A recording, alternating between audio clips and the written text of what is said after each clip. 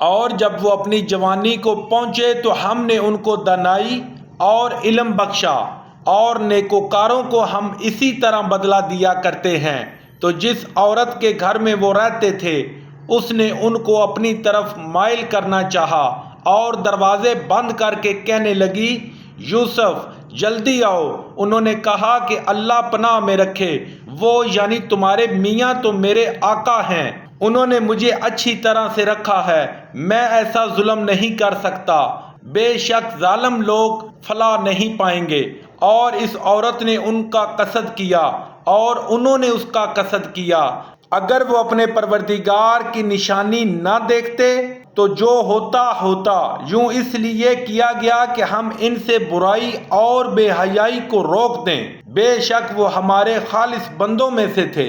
اور دونوں دروازے کی طرف بھاگے، آگے یوسف پیچھے زلیخا، اور عورت نے ان کا کرتا پیچھے سے پکڑ کر جو کھینچا تو پھاڑ ڈالا، اور دونوں کو دروازے کے پاس عورت کا خامد مل گیا۔ تو عورت بولی کہ جو شخص تمہاری بیوی کے ساتھ برا ارادہ رکھے اس کے سوا کیا سزا ہے کہ یا تو قید کیا جائے یا دکھ کا عذاب دیا جائے۔ یوسف نے کہا، اسی نے مجھ کو اپنی طرف مائل کرنا چاہا تھا۔ اس کے قبیلے میں سے ایک فیصلہ کرنے والے نے یہ فیصلہ کیا کہ اگر اس کا کرتا آگے سے پھٹا ہو تو یہ سچی اور یوسف جھوٹا، اور اگر کرتا پیچھے سے پھٹا ہو تو یہ جھوٹی اور وہ سچا۔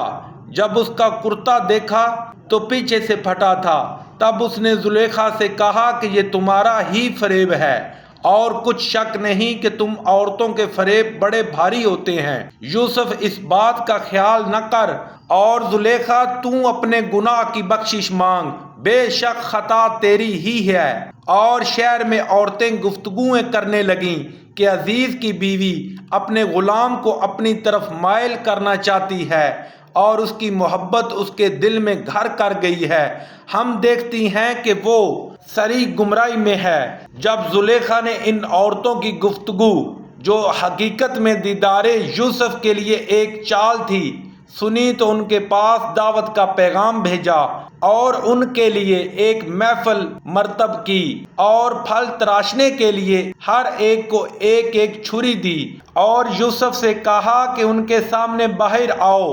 جب عورتوں نے ان کو دیکھا تو ان کا رعب حسن ان پر ایسا چھا گیا کہ پھل تراشتے تراشتے اپنے ہاتھ کاٹ لیے اور بے ساختہ بول اٹھیں کہ سبحان اللہ، یہ حسن یہ آدمی نہیں، کوئی بزرگ فرشتہ ہے۔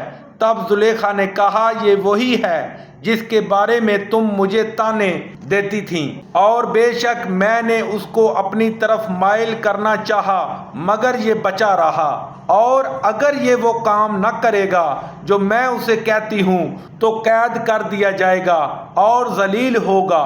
یوسف نے دعا کی کہ اے پروردگار، جس کام کی طرف یہ مجھے بلاتی ہے اس کی نسبت مجھے قید پسند ہے، اور اگر تو مجھ سے ان کے فریب کو نہ ہٹائے گا تو میں ان کی طرف مائل ہو جاؤں گا اور نادانوں میں داخل ہو جاؤں گا۔ تو اللہ نے ان کی دعا قبول کر لی اور ان سے عورتوں کا مکر دفع کر دیا، بے شک وہ سننے اور جاننے والا ہے۔ پھر باوجود اس کے کہ وہ لوگ نشان دیکھ چکے تھے، ان کی رائے یہی ٹھہری کہ کچھ عرصے کے لیے ان کو قید ہی کر دیں، اور ان کے ساتھ 2 اور جوان بھی داخلے زندان ہوئے۔ ایک نے ان سے کہا کہ میں نے خواب دیکھا ہے، دیکھتا کیا ہوں کہ شراب کے لیے انگور نچوڑ رہا ہوں۔ دوسرے نے کہا کہ میں نے بھی خواب دیکھا ہے، میں یہ دیکھتا ہوں کہ اپنے سر پر روٹیاں اٹھائے ہوئے ہوں اور جانور ان میں سے کھا رہے ہیں، تو ہمیں ان کی تعبیر بتا دیجئے کہ ہم تمہیں نیکوکار دیکھتے ہیں۔ یوسف نے کہا کہ جو کھانا تم کو ملنے والا ہے وہ آنے نہیں پائے گا کہ میں اس سے پہلے تم کو ان کی تعبیر بتا دوں گا۔ یہ ان باتوں میں سے ہیں کہ جو میرے پروردگار نے مجھے سکھائی ہیں۔ جو لوگ اللہ پر ایمان نہیں لاتے اور روز آخرت کا انکار کرتے ہیں، میں ان کا مذہب چھوڑے ہوئے ہوں، اور اپنے باپ دادا ابراہیم اور اسحاق اور یعقوب کے مذہب پر چلتا ہوں، ہمیشہ یہاں نہیں کہ کسی چیز کو اللہ کے ساتھ شریک بنائیں۔